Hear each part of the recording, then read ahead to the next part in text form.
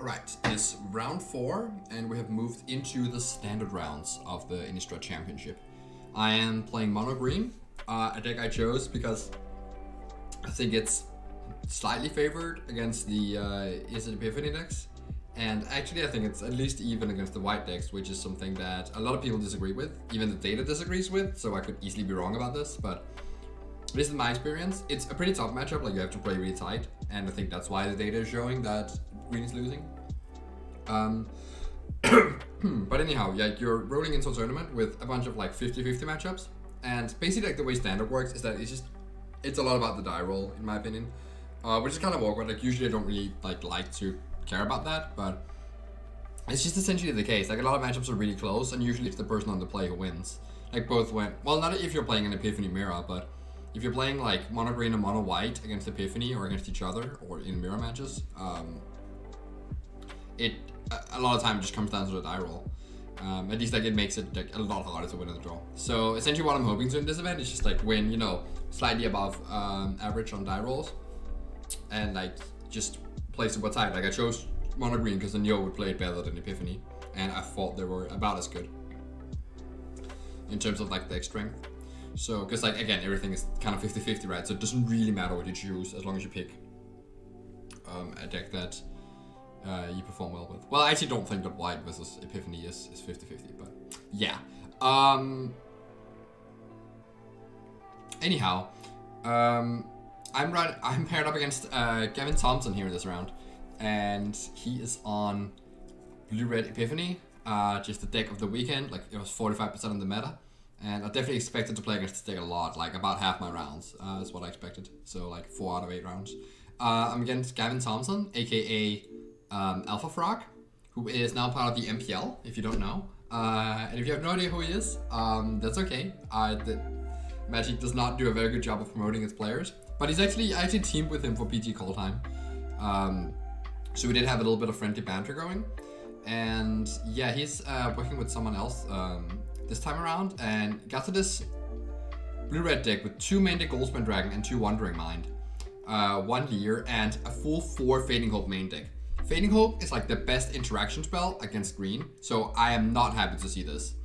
This is a pretty big problem. Also the Dragon, especially like if he gets to be under play, they can be very good in game 1. And Leer, obviously backed up by Fading Hope, can also be a blowout. So there's like a lot of interaction here too, like once the class mono braid, like a lot of one-off interaction spells, which makes sense in an open deck list format that you want to have a ton of one-offs because it makes it harder for the opponent to play around. And then also once you move to the sideboard, we see a few Smoldering Eggs, even more dragons, and this by the way is the sweeper that like creates a blood token. It's just a weird artwork of it. So like it's 2 damage to each non-vampire and you make a blood. But there's also notably 2 Cyclone Summoner, which I do not like to see. Because that card is also really good against green. When I'm on the play, I can usually win before it comes down, but not guaranteed. When I'm on the draw, that's when it gets really tough, because they usually have the time with this bounce spells and so on to stabilize until they get to 7. And then this card is a big deal. So, all in all, his list is better tuned against green than the list I was preparing against, so I am hoping that I can get away with a win anyway, and first of all, also hoping to just win the die roll. So let's see how that part goes here, up against Gavin Thompson. Alright, lost the die roll. It's okay. We have a 1-drop here and a 2-drop. This hand is a little bit awkward because it's hold on, I need to put this back to lower speed. It's a little bit awkward because I can't cast a Werewolf Pack Lead on turn 2 because of the Faces Haven. But essentially, like, having a 1-drop into a 2-drop is just so important in this matchup, especially when you're on the draw. So you just have to go for it. Even though there are some things that are awkward about it. That's, you know, that's basically what you're mulliganing towards, is just your early drops. So that also means that you have to keep mediocre hands that has the early drops. You can see I'm clicking on the little bad thread there. My opponent played a Spikefield Cave on turn 1, so which might mean they don't have a second Spikefield Hazard, but they don't. They have a Cinderclasm instead. So the puppet's been taken care of. I guess I'm okay that like the center class and didn't clear out the wolf, thinking that means they might not have second red, but they do have a second red. So anyway, I brick on my land drop here, which is a big issue, so I'm just activating Ranger class here, just hoping for the best. And it's a play with fire. Yep, I do a cheeky good game, as I feel like that's gonna be pretty hard to come back from. Worth noting, I think this play is okay, because against... Oh, my opponent misses a land drop too. Okay, so maybe we're back into this things again, and we hit ours. So actually, this whole missing land drop thing, it got cleared up. Now we're, you know, on the tape, on the scoreboard again. But I will note that activating Ranger class there instead of leaving up Snakeskin Veil, I think is an okay line, because they could easily have Divide by 0 on that turn. And if they do, they don't really have a good turn. They could like bounce the Ranger class, but it can't bounce the Wolf token, and so I might like get in with it and get it to grow. But they also have 4 Fading Hope, so they could easily also have Fading Hope and bounce the Wolf. Anyway, I still can't cast Ogre Troll, I can't cast Pack Leader and leave up Snakeskin Veil. Usually when I see my opponent on Divide by 0 mana, I want to be able to double spell if I can, but there's no way I can double spell here. So I just have to run out the Werewolf Pack Leader and get divided. My opponent will probably find an Environmental Sciences, and it's all gonna kind of suck. But such is the life. And Gavin skillfully also hits a land here, so now he has Unexpected Windfall up.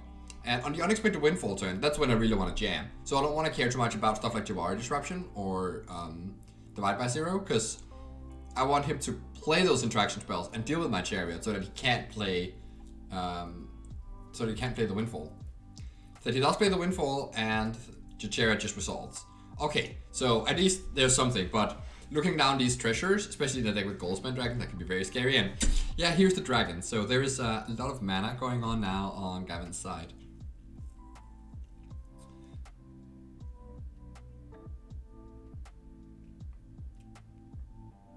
And he bashes in for 4 here.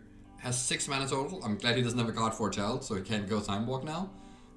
But it's pretty scary, especially like with all those cards in hand, which I'm guessing is mostly spells. And yeah, there's a second dragon. Okay, well, now we're in a race and we are losing it. So first things first, if he has a Time Walk here, I will die if I don't kill a dragon. Killing a dragon is kind of risky against stuff like Fading Hope. Like, it's pretty easy to protect the dragon. But honestly, I don't think I have a choice. So the question is just what's the easiest way to do this? I could protect myself against Fading Hope by crewing with the cats and then fighting Blizzard Brawl on the Chariot. Or I could, and I actually think that would have been the correct play, but it's not what I'm doing. I think actually I'm supposed to play the Werewolf Pack Leader and use the Blizzard Brawl to fight with the Pack Leader and then crew with the Pack Leader. That way I get in extra damage. Because right now it's really a race. And even though like I could kind of beat a Fading Hope by leaving up the Snakeskin Veil, I'm just not beating other cards, like for instance Epiphany. I might lose to that. I might lose the race against that card if I don't get in the extra damage. So I think I just have to hope that it's good enough if I go Pack Leader into Blizzard Brawl. And if it's not good enough, sure, I lose the game. Like, that's okay. Because we're already so far behind that I think I need to take a chance here. And I don't really recognize that here. I'm just not being efficient enough with my damage. Because I could have gotten in like quite a bit of damage. With the Ranger class being active too, like it's actually a decent amount. And like obviously the Werewolf Pack Leader would, you know, get 1 power from the Blizzard Brawl, so it'd be able to crew the Chariot itself. And I'll be able to attack for 9. With a pretty good board. Also stuff like Faces Haven next turn. Like, it's actually could have been pretty good. Instead I get to attack for 6 with the Chariot. So it's only 3 damage I miss out on. But those are 3 very crucial points of damage. For a second I'm confused as to why I can't put the Ranger class counter on my Chariot until I realized that. I first need to copy a token. I still develop my Pack Leader and still step up a Snakeskin Veil, right? So if I was gonna tap out of the card anyway, which I knew I was gonna do, I might as well just have run into the Fading Hope. Luckily he can't kill me right now if he has the Epiphany. He can attack me down to 12 and an Epiphany and attack me for 6. Like, that's not gonna be good enough. But it is getting pretty close. And so we see this Expressive Iteration cast. And also, if he goes Iteration into Epiphany, I just die. And he does have the mana to do that because of Dragon. Like, that's why Dragon is pretty good on the play, at least in this matchup. Because it gives you that mana advantage, so you can more quickly go for your combo. And then I'm guessing that post-board, he's gonna shave down a lot on his combo pieces. and just become more of a mid-range deck, and so the dragon gets less important for that reason, but more important just as a threat. Definitely expecting him to have dragons post-board, especially when he's on the play. So now he has the thing if he attacks dragon, like, normally it would seem like an obvious thing to attack with the dragon, but if he has Galvanic Iteration in hand, that's actually a good argument for leaving it back, so that you don't just die to a Blizzard Brawl. Because if you attack with dragon here and have a second Brawl, I actually present lethal with the Faceless Haven and everything. So I think Gavin does a smart play here and just leaves back the dragon. And that is bad sign for me, because the fact that he's leaving back the dragon means that he probably has the Galvanic Iteration in hand, and I cannot beat that. Because he doesn't need to get into 4 damage now for that to be lethal. And he will just have the mana next turn, as long as he gets attacked with the dragon next turn. I don't draw Blizzard Brawl here, I don't have enough damage. If he was at 11 life, and I had a counter on a cat instead, it would have looked a lot better for me.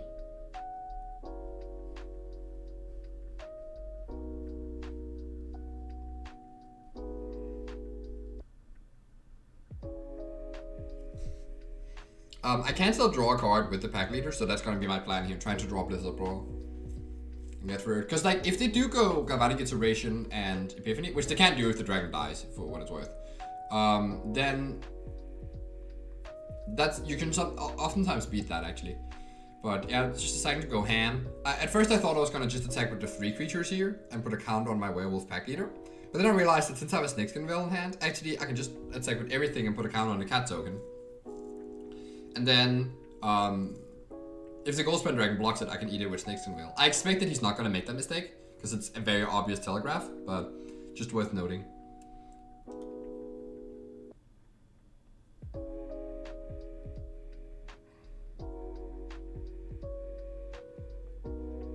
Yeah, so if he had been at 11 life here, and this other cat had already gotten a counter,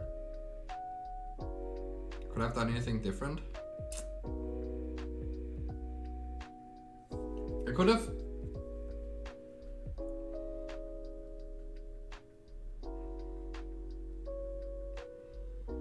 No, not really. I could have played a pack leader and still attack with Faceless Haven and use that to crew, and like still not leaving up Snakeskin Veil, which again might be wrong, but like that kind of beats the Galvanic Iteration parts of his range. And then maybe I would have actually been able to like pressure enough damage there. Because right now, and also the counter would not have been on Chariot, it would have been on the cat, right? So I put another counter on the cat. And if he's at 11 life, if he just blocks with a Wandering Mind, that's not good enough. So actually, yeah, I would have gotten to kill the Goldspan Dragon if I had put him at 11 life last turn, instead of the play I actually made. So, that kind of stinks. Knowing that, well, spoiler alert, knowing that I could have won this game. Because yeah, as I said, his plays telegraphs a lot like he has the Galvanic Iteration. I fully expect him to. He didn't block with the dragon. He knew I was up here. I didn't draw Blizzard Brawl. And so yeah, I'm just gonna like wait to see the Galvanic Iteration, and if it's there, then I am dead.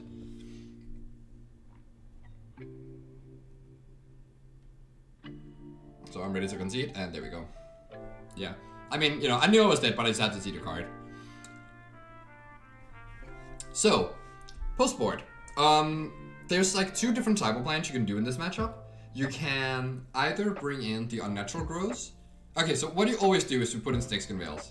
And then you can also put in Natural Growths and then cut all 4 Blizzard Brawls. This is what you want to do when they have stuff like Hullbreaker Horror and Cyclone Summoner and like a lot of big cards. But not really anything you particularly want to fight, especially when you're in a play. You don't really need to leave fight spells in your deck if they have like few threats, if you don't have stuff like Smoldering Egg, for instance. And there's another plan that you can do, which is that if they have a lot of Smoldering Eggs and Goldspan Dragons, you can leave in your Blizzard Brawls, and you instead shave on stuff like Sculptor and Isika's Chariot. Shaving on Chariot seems like an odd choice, but you just want to bring down your curve, especially against stuff like Divide by Zero. You rarely want to cast a Chariot on turn 4 into like Javor Disruption and Divide by Zero. And also the Chariot line, so like basically you want to shave on 4-drops, and I think Chariot is worse than Oddity, because the haste is much better against bounce spells, and Chariot is kind of awkward if they have a lot of sweepers, like Cinderclasm and Burn Down the House. Because they sweep up the tokens, and then you have this 4/4 this 4/4 vehicle, which can sometimes be good, but sometimes you just play like an oddity the turn after, and like it doesn't matter if you crew it or not, it gets attacked for 4. And you don't have that many tokens in this deck, because you only have 2 ranger classes anyway, so it's actually pretty hard to like have the chariot be a snowball machine, the way that we're used to seeing it in this matchup. So I think it's totally fine to shave a copy. Another card you could bring in is Inscription. It kind of helps a little bit to counter burn spell, and it can sometimes fight an egg, but I think it is less reliable than a Blizzard Ball, so it's only if you need to leave in more fight spells. Against his particular build, he has 2 Smoldering Eggs and up to 4 dragons, plus Cyclone Summoners. So the Summoners make me want to have Unnatural Growth as a way to like bash through these big blue cards. Obviously, like, the Unnatural Growth will get bounced alongside with the Cyclone Summoner, but at least it lets you rebuild. Like, a part of the issue with Cyclone Summoner is that it's a 7/7, which means you can't, like, kill it, you can attack through it. Like, it's just really hard to beat a big creature with this deck. But Unnatural Growth means that, like, your 4/4 suddenly become 8/8s, and then you can attack into the Cyclone Summoner. So I think I should have done... So I ended up, like, hedging a bit and having just 1 Unnatural Growth in my deck. And still having the 4 Snakes in Veil. And I shaved some Blizzard Brawls and Sculptor and Chariot, if I remember correctly. Yeah, so there was one Sculptor, 1 Blizzard Brawl, 1 Chariot for 2 Snakeskin Veil and 1 Unnatural Growth.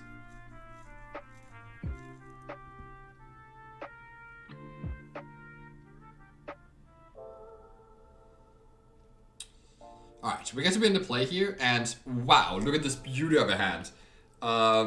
Being in the play in this matchup makes it a lot easier.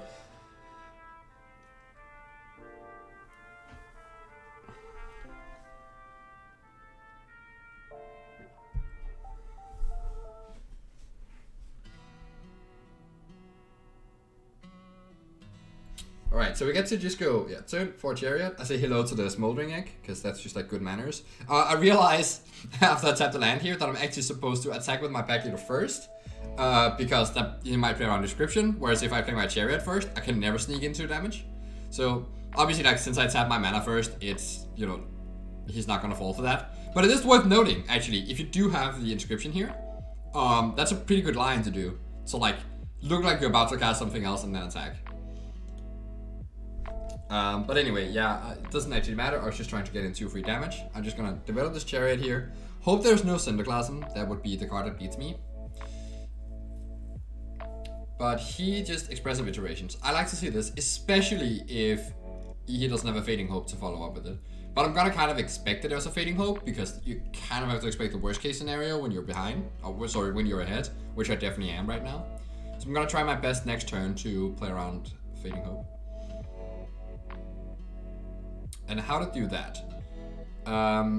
So the obvious play here would be to just play Pack Leader and Ranger class and crew the Chariot. And then attack with everything. Or maybe like you put a you level up the Ranger class with the Sculpture, and then you get to put a count on the Pack Leader. That's a line you can take. But I think I realize here that actually, like, since now I have 2 Pack Leaders, just growing these to 3 toughness means that they're out of Cinderclasm range. And I think that would be a lot more valuable to me. So I'm about to crew the Chariot here with one of the cats, but then I realized actually I can make a much bigger attack if I just play this Chariot pre-combat. And I'll have to sacrifice, you know, that Chariot right away. And if it gets bounced, then, you know, I don't get to copy a token. But I'll have a much bigger board. Like, that's the way I get to develop the biggest board right now. And I'm against the Smoldering Egg, possibly with a Fading Hope in hand. And so what I really need to do is just develop the biggest board. Ideally protected from Cinderclasm somehow. Because that's like, yeah, that's the way I get to go around a dragon. This is also why you don't need to pack that many removal spells in when you're on the play. Because, you know, here my opponent had a turn 2 Smoldering Egg, but I think I can easily bash through it. And I think I come to the conclusion that I am going to do the bit unorthodox play of just playing a Chariot out here when I already have one in play. I am taking my time though to make sure that that's actually what I want to do, and if it's that much different than Ranger classing. But I think it really matters a lot that I get to bring out both Pack Leaders out of Cinderclasm range, because that's something that he would be looking for on the Expressive Iteration. So his chances of having it in hand has gone up significantly. Or not gone up compared to like me having no info on his 7-card hand, but you know. Like, it's not just one draw step here, it's essentially 4 draw steps, plus maybe a Fading Hope that we'll get to scry. So it seems like he was about to bounce the Chariot. He definitely has a Fading Hope here. Nothing I can do about it now. But he actually decides to bounce the Pack Leader instead. Which kind of makes sense too, because it's like kind of removes some counters. But I do get to get a cat more in play. He also gets to scry one, which maybe he's looking for a land. So like that might just be, you know, the incentive to scry here. Because if he's looking for a land and trying to go like unexpected windfall next turn, then to get like to flip the dragon, then yeah, this kind of makes sense. So that's something that I'll have to keep in mind. Not that I think I can make any plays related to that, but maybe. And he's like, it signals that he's somewhat desperate, but obviously looking at my board state, he should be somewhat desperate. So he just passes here again, and I have this giant army of cats now. So I can develop here, through the Chariot, and attack with all. Or I can just stop by attacking, which doesn't expose the Chariot to something like a Demon Bolt. It's actually very narrow, the things you could have that would punish me here for developing. I think the thing that would punish me the most would be a Cinderclasm, but if I just play my Pack Leader first, and then play the, oh, they're both Pack Leaders. If I play my Werewolf first, and then play my Wolf afterwards, he won't be able to stop me from crewing the Chariot at least. And if he does that, I can also just... And if he then cast a Cinderclasm, I would also be able to untap my land with Sculptor and play a Ranger class and then copy that token. So it actually wouldn't be that bad. And I get to get in with like both my 4-power guys into the dragon, which it probably might have to block. So I think actually I'm supposed to just develop here. Werewolf Pack Leader into Ascendant Pack Leader.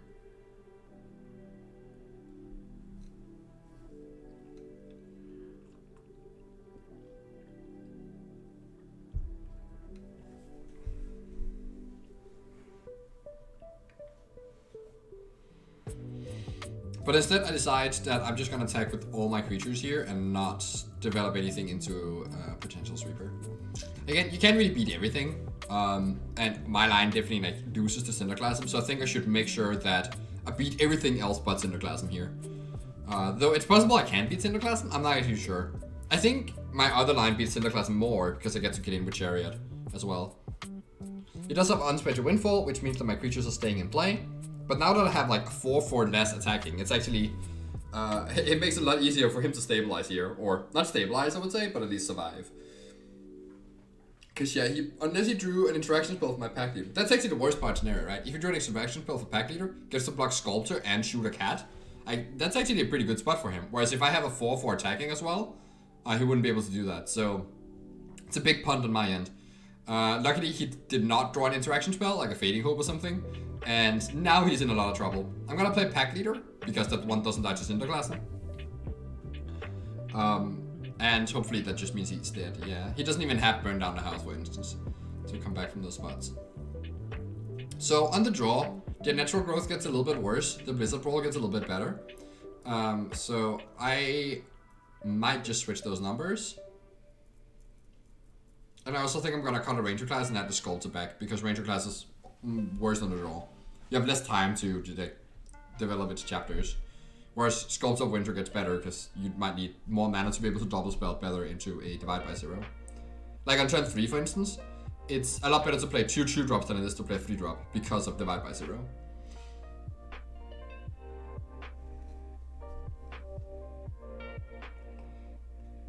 I also bought an Inscription, I see. And cut... Oh yeah. I need to cut 1 more card. I think I end up cutting a land, which is totally fine on the draw. But I'm probably supposed to cut Faceless Haven instead. Because actually I wanted to play 3 Faceless Haven in the deck, in retrospect, from after I submitted the deck. Because sometimes, actually it comes up pretty often where like, especially drawing 2 Faceless Haven gets in the way of like playing Werewolf Pack Leader with Snakeskin Veil up or something like that. So I definitely don't think you can afford to cut another green source when sideboarding, except if you cut something like Mammoth, which is also like not a great land anyway. And so now we have a hand that does not have a 2-drop. When you're on the draw in this matchup, you have to have a 2-drop or 1-drop. Like, you have to have an early play here, and this hand just doesn't cut it.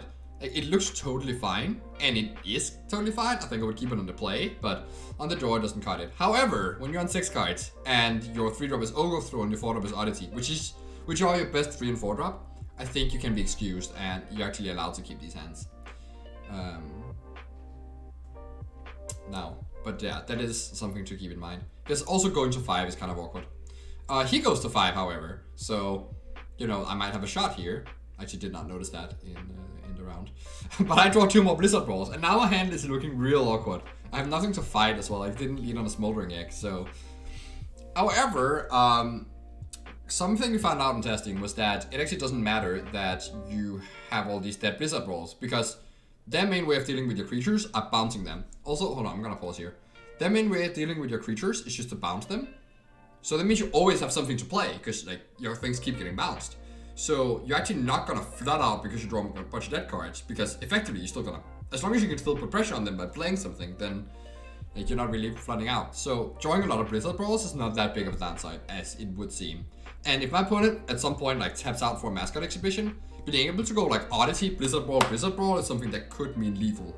So I'm not too unhappy with these Blizzard Balls, but it's not, I'm not like, yeah, stoked about them either. This is leading into an unexpected windfall turn, which means that I just want to jam, not think about Jawar Disruption. I want to have the most punishing play here, so that if he Jawar Disruptions here, that's a good thing for me. That means he doesn't get to windfall.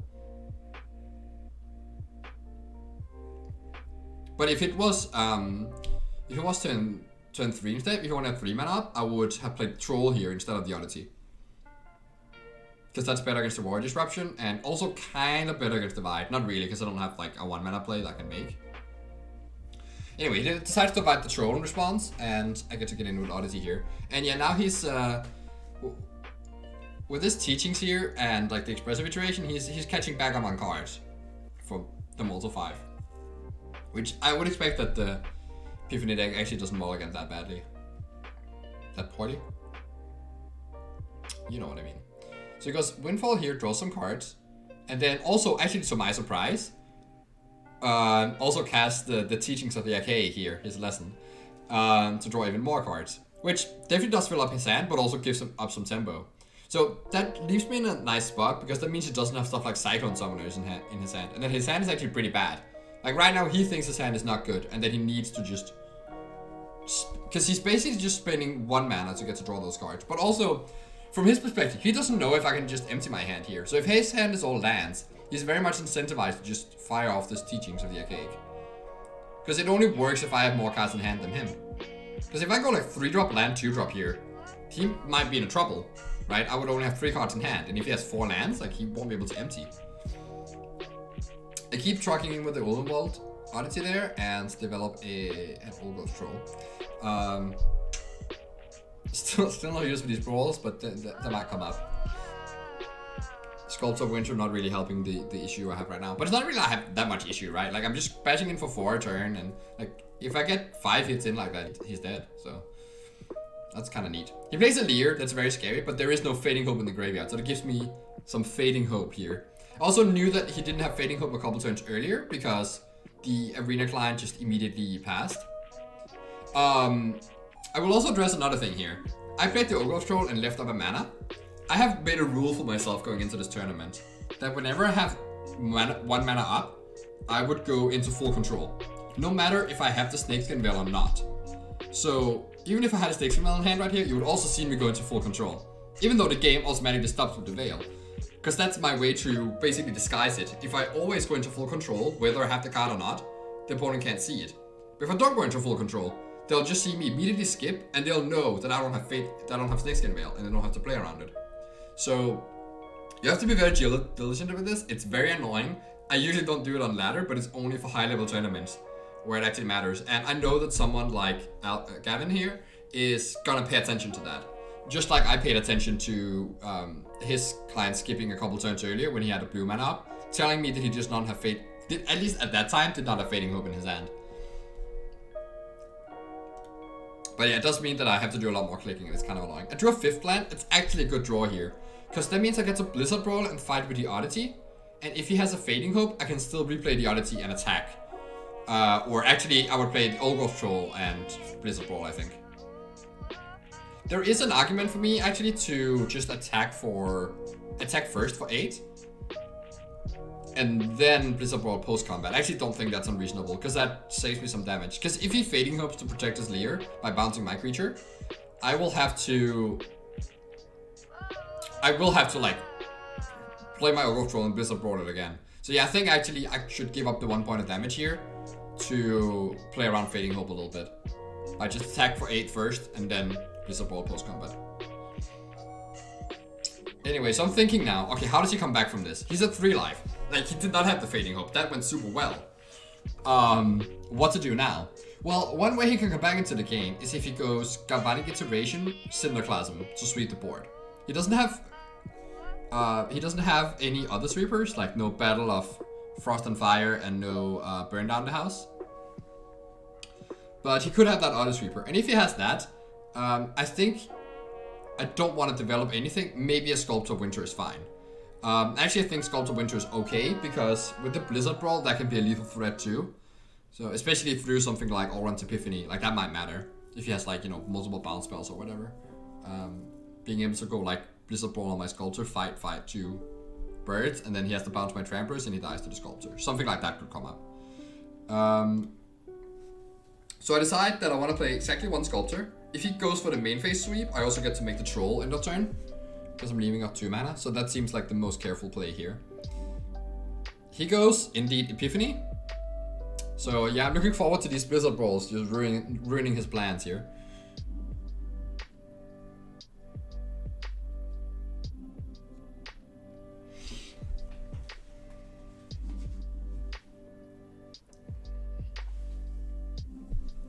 He draws even more cards here, so at some point he might have found something. I think he just got another land there.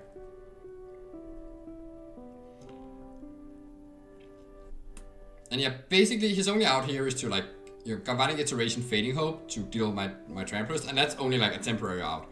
Or actually have the Sweeper. He does have to do it in my upkeep, because another reason to play the Sculptor is if I draw another land here, I'll threaten the Flip and the Oddity.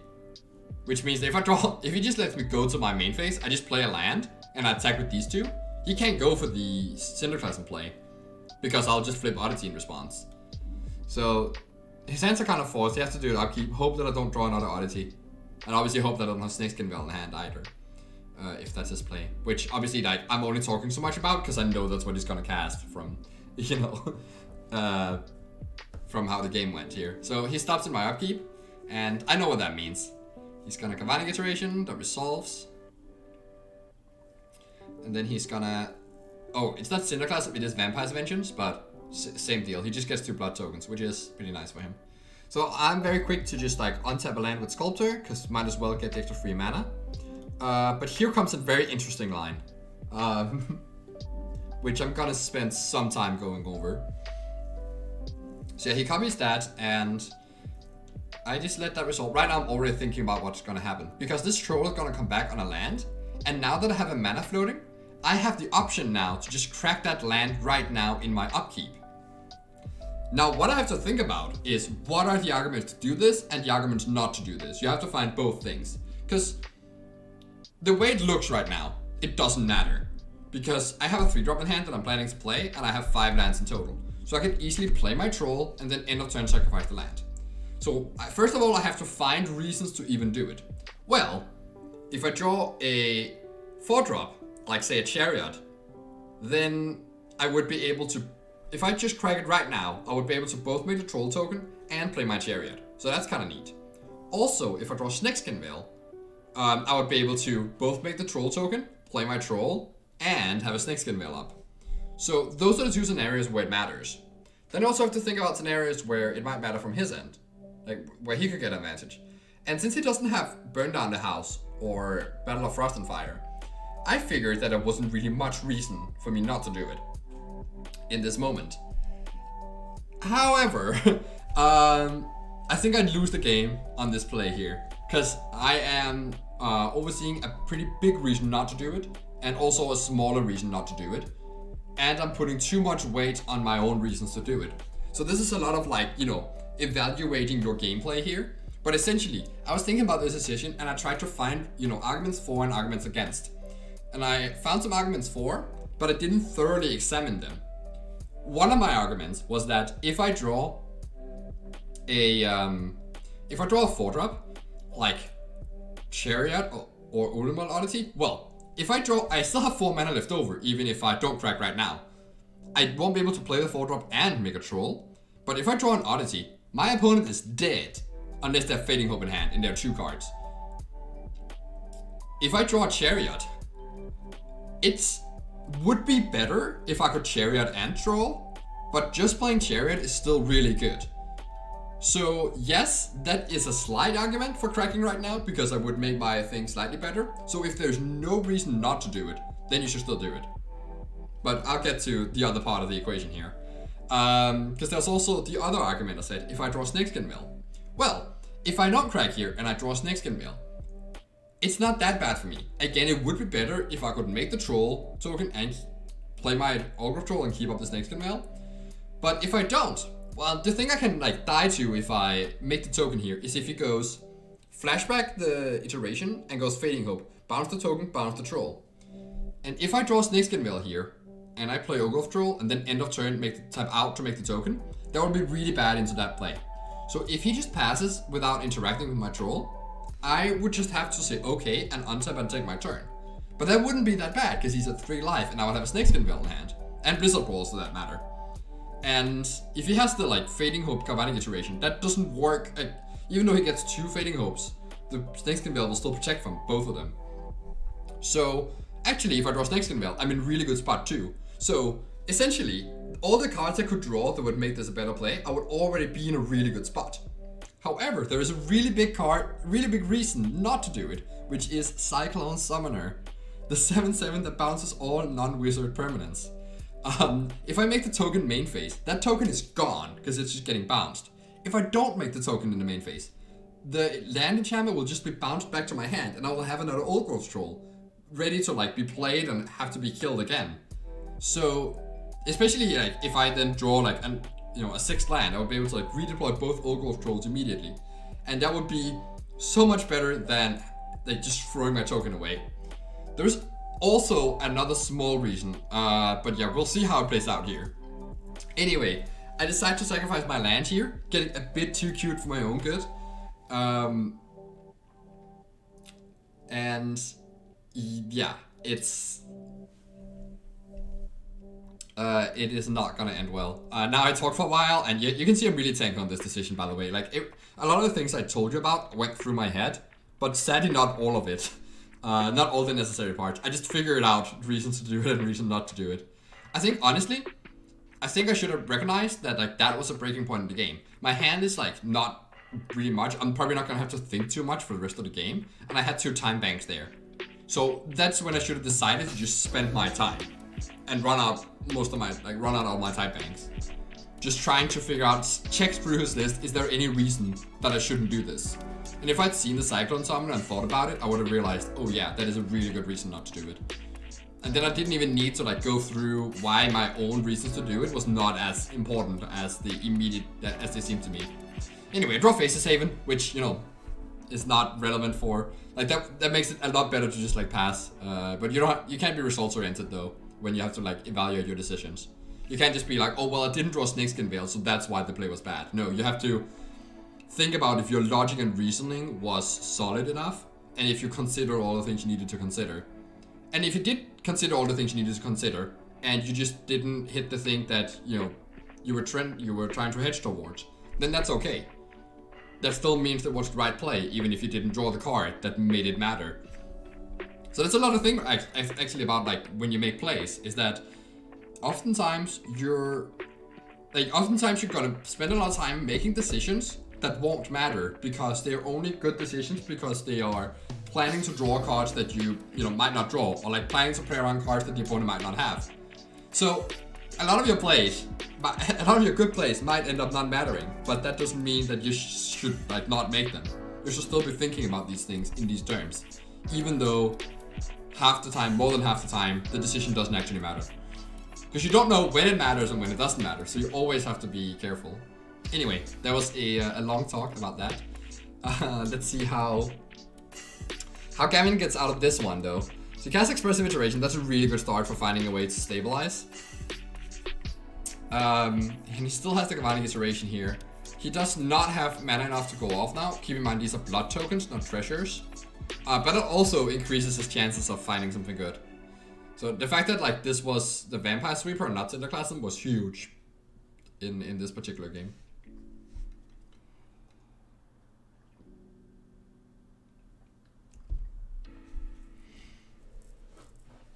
So he's really tanking on his Expressive Iteration.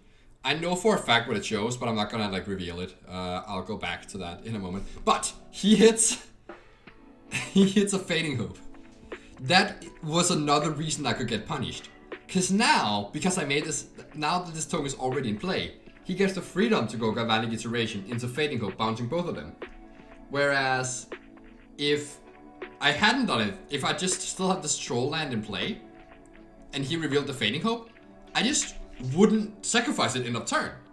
And he would have, so he would be forced to essentially just use the Fading Hope and the Old Troll. And, or like, put the Fading Hope in hand, and then whatever other card he put in hand, like he wouldn't have access to that.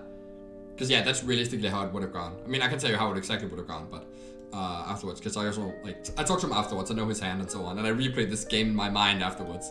But yeah, he had to feel the ruin to deal with my Faceless Haven, which is why that was not a notable draw for me.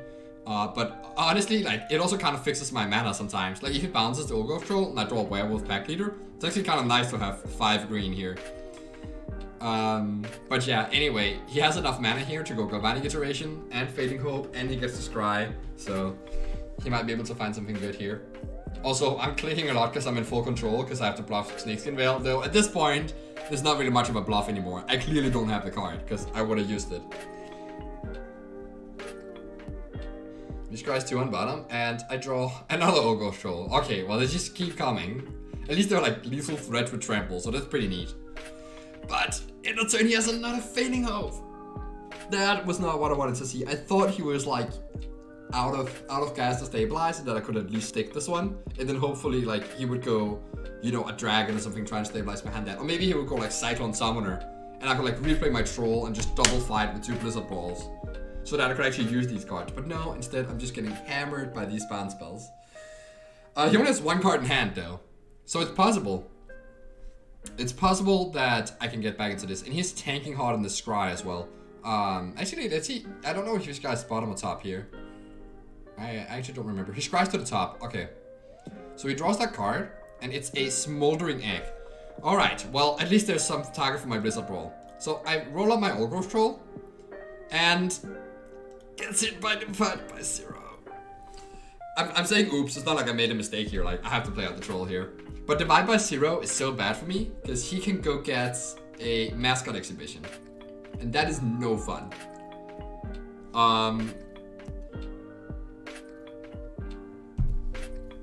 So what Mascot Exhibition means here is that, yeah, I mean, he gets to flip his dragon and have a board.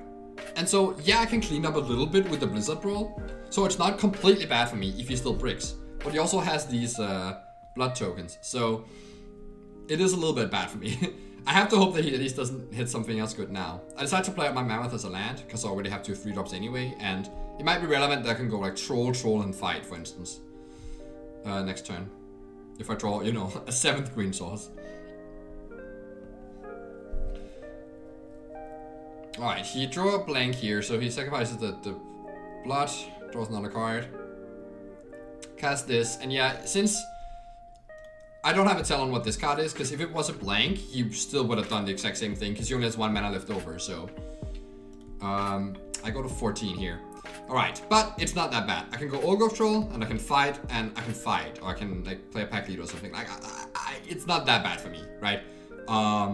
He just needs to brick. That's all I have to hope for, and he has the blood token, so it's a little bit dicey, but there are definitely like a lot of draws you can have that don't work here. So I play on my Troll, and I fight. Oh, no, he has another Fading Hope. So he just hit like Fading Hope like 3 times in a row, and Divide by 0 to like get out of this. And all of a sudden, I am behind now. I realized actually that I think I'm supposed to play Werewolf Pack Leader and fight with that. Because regardless, my plan is to play like Orc Troll, fight, and Pack Leader. Because I don't think I'm gonna like fight any of this right now. So I might as well just lead on the Pack Leader and fight with that. Because if he has the Fading Hope, I can replay the Pack Leader and still fight the dragon. So that at least I'm rid of it. I'm not still not in a good spot because at that point I'm probably gonna have to block with my Pack Leader, depending on what he draws. I guess he can't go too aggressive either. So that was actually like a big punt as well. So it's really tallying up here. You see like the small mistakes here to just add up and like let my opponent get out of a game that I thought that I was ahead in. Yeah, here he finds Expressive Iteration, which hits the dragon, and at that point I am actual dead. Yeah, that was painful, right? It really looked like I was gonna win that game. And I think I would have if I did it right. So let's go back to the... I told myself I would memorize the part of the game where that happened. So this is right before he sweeps. He attacks here, and then he sweeps, and I make my token. So that's like the one crucial moment where I think and I make the mistake. And then afterwards... Okay, so... Right now, yeah, he casts Expressive Iteration. His hand here is a basic land and a Fading Hope.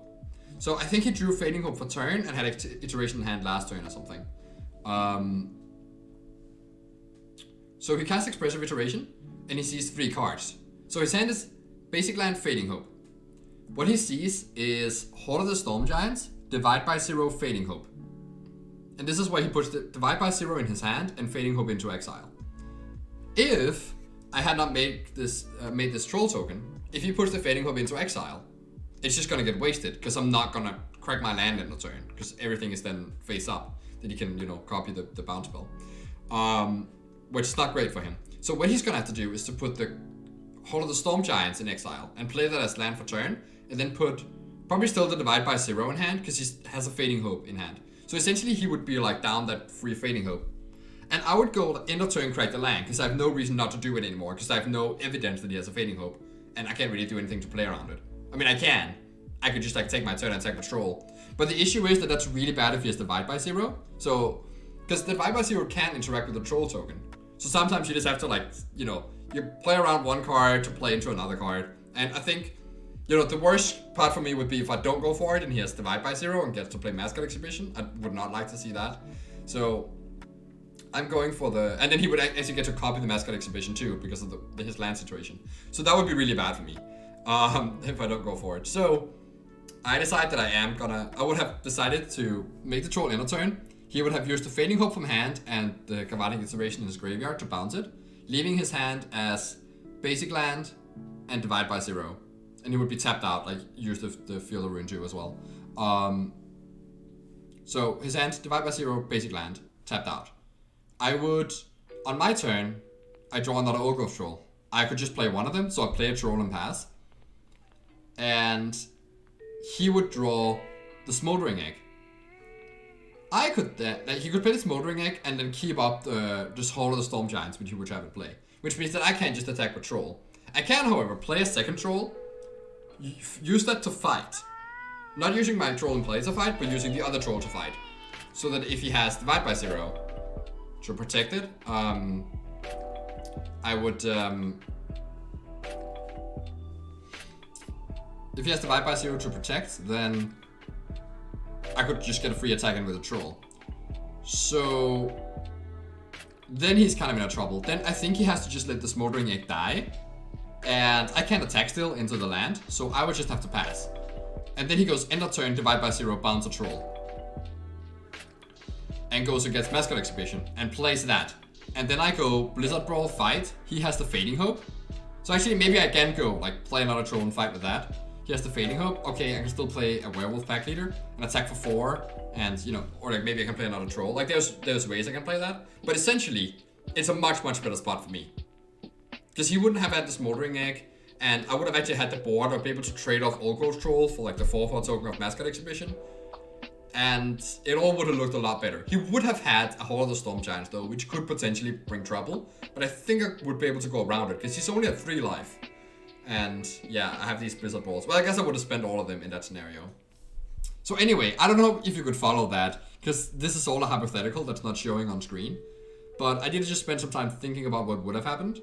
And yeah, I think it would actually have been pretty good for me if I don't make this mistake. So that's very noteworthy. I think that was a big breaking point in the game. And yeah, that coupled with the mistake from game 1. With also mistake game 2 actually, where I don't crew an attack with Chariot to play around a Cinder class, and that's gonna kill me anyway. That leaves him room to come back, but luckily it doesn't come back anyway. And then game 1, I had that decision with what happened in game 1 actually? Oh, this is not game 1. Oh yeah, right. Yeah, here I crew the Chariot and I fight to leave up Snakeskin Veil. Whereas if I play Werewolf Pack Leader and fight and attack for 9, then I'm in a much better spot because he would have to essentially, like, I would get to kill his other dragon through just sheer damage, and his Galvanic iteration into Epiphany might not have been enough to come back. So I think I could have won all 3 games here if I had played perfectly. I don't know if Gavin played perfectly, but he probably played pretty well because he's a really good player, so there's that.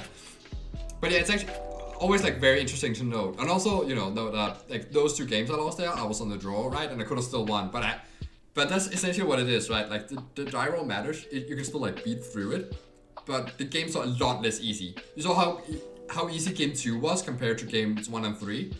And yeah, there's really not much room for mistake when you're on the draw. So anyway, I'm taking a loss here. I'm 2-2 in the tournament now. That's usually how these tournaments go. It's like the position is so tough that it's like, you know, you win 1, you lose 1.